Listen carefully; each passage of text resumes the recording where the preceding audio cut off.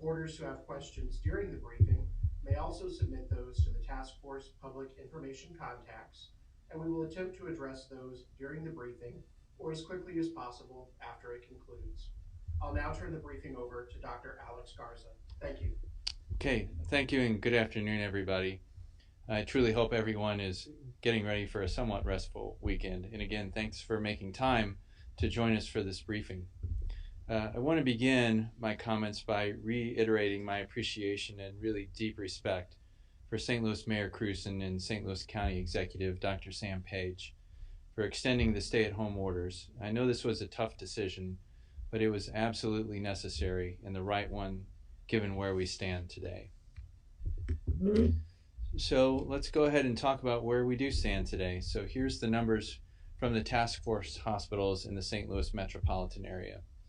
As you can see, we have 684 hospitalizations, which is about the same as yesterday, where we had 687.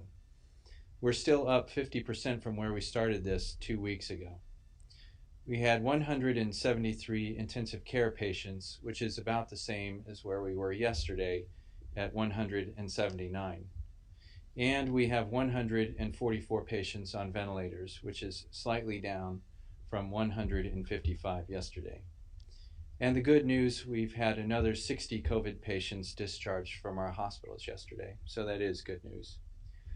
These data continue to show us that we're making important progress and that our medical providers are doing phenomenal work in taking care of these patients and actually preventing patients from needing to go to the ICU and to be placed on ventilators, so that's good news.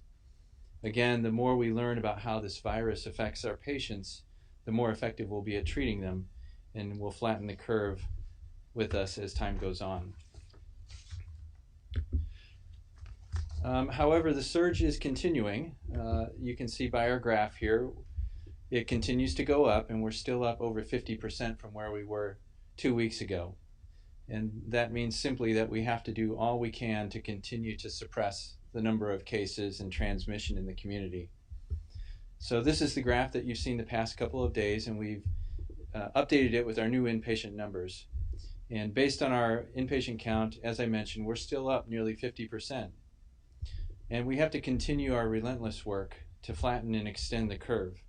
It's up to all of us to practice all of those things that we've been talking about here for the last couple of weeks. Staying at home, social distancing, washing our hands, and continuing to drive the numbers down.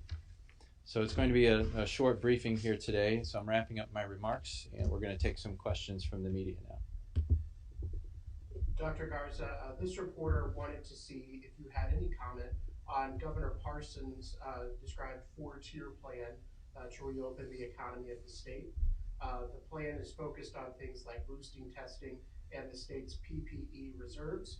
And the reporter is curious as to whether you think that's something that can be accomplished by May 3rd when the state's order now expires. That's a good question. Let me go back to what I said either yesterday or the day before. I can't remember which one. But the date isn't necessarily as important as the strategy and the foundational blocks that we need to have in place in order to deal with this virus going forward. And so the things that the governor laid out, I don't think anybody disagrees with. We have to have more testing, whether that is through our PCR testing or the acute care testing, or through immunology testing, which is the serology testing we spoke about yesterday. And that's so that we can get a better idea of what the prevalence of disease is in our community. So how much disease is there? Right now, because of the lack of testing supplies, we really don't know what the extent is of disease in the community. He had also mentioned expanded reserves of personal protective equipment, which again, I completely agree with. I will, though, caveat that with saying we're still operating as hospital systems under crisis standards of care, which means we don't have all of the PPE we would wish to have.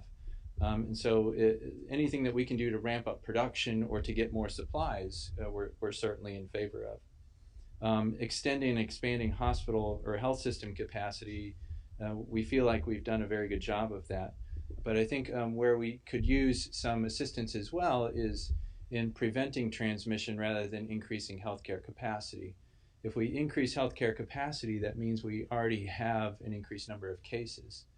And again, the objective is to decrease number of cases.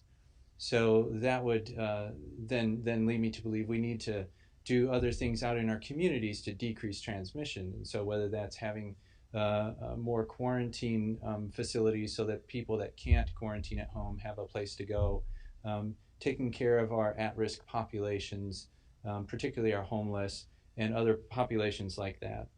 And then we need to have improved public health infrastructure as well. And you've heard me talk about this testing and tracing strategy. And so in order to be able to identify where the hot spots are in the community and to be able to really clamp down and decrease transmission, we would need a much more robust platform than we have right now. So don't disagree at all with the underpinnings of it. I think the data is irrelevant. We have to have that strategy and that infrastructure in place first. Thank you, Dr. Garza. That concludes the list of questions received from members of the media prior to and during today's briefing. In the morning, we'll accept questions from members of the media for tomorrow afternoon's live stream. Thank you for tuning in.